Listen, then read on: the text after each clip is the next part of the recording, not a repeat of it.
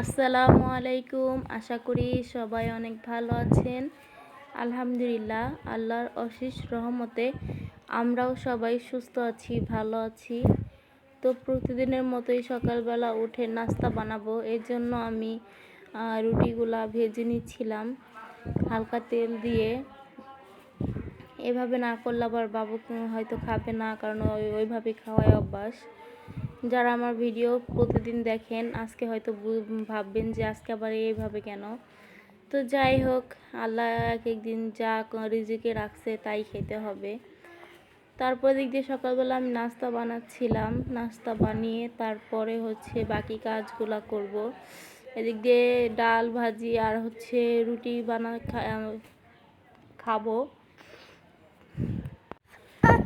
তারপরে আমি এদিক দিয়ে অন্য কিছু করব। আগে সকালে খাবারটা তো শেষ করে নিই, তারপরে এদিক দিয়ে আমি রান্না বান্না সব কিছু করলাম। করার পরে আমি বাকি কাজগুলো করব। তারপরে এদিক দিয়ে আমার ছেলেটা ঘুমাচ্ছিল, ঘুম থেকে উঠে নাকি কান্না করতেছে। আমি এদিক দিয়ে কাপড় চোপড় ধুচ্ছিলাম। এদিক দিয়ে মেয়ে আমাকে বলছে, আম্মু ভাইয়া এভাবে কান্না করতেছে, আমার লক্ষ্মী দুইটা। তারপরে এদিক দিয়ে আমার সব কাজই শেষ, ঘর টর গুছানো, ঘর মুছা, এভরিথিং সব কিছুই করা শেষ। তারপরে রান্নাও শেষ। তারপরে গিয়ে এদিক দিয়ে আমি যে দুপুরবেলা ভাত খাবো, এর জন্য আবার একটু ডিম ভেজে নিয়েছিলাম। আর গতকালকে একটুখানি গোড়া মাছের তরকারি ছিল, ওইটাও নিলাম, যে নষ্ট করে তো লাভ নাই। এদিক দিয়ে আমার মেয়ে বলছে, আম্মু তুমি ডিম ভেজেছো, আমিও খাবো। আর ভাইয়া এইভাবে কান্না করতেছে, এগুলো বলতেছিল আমাকে। তারপর দিক দিয়ে আমি অন্যান্য কাজগুলোও করব। আগে ছেলে মেয়ে ঘুমাবে, তারপরে আবার ওগুলো শেষ করব। কাপড় চোপড় শুকালে সেগুলো ভাঁজ করতে হবে। অনেক হাজব্যান্ডরাই দেখি বলে যে বাসায় মহিলাদের কি কাজ। আমি দেখি যে বাসায় মানে কাজের কোনো শেষ নাই, এই দুইটা না একটা করতে না করতে আরেকটা কাজ শুরু হয়ে যায়। এদিকে সন্ধ্যাবেলা চা বানাচ্ছিলাম, এখন দেখি চিনি অনেকটা কম, এজন্য আবার একটু মিঠাই দিয়ে নিলাম। মিঠাই দিয়ে চা কার কার খেতে মজা লাগে অবশ্যই কমেন্ট করে জানাবেন।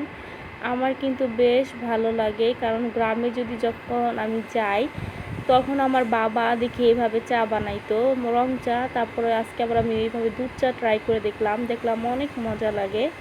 তারপরে দিক দিয়ে যে চাটা ঢেলে নিচ্ছিলাম, আর রুটি ছিল, আর এই যে এনার্জি বিস্কিট।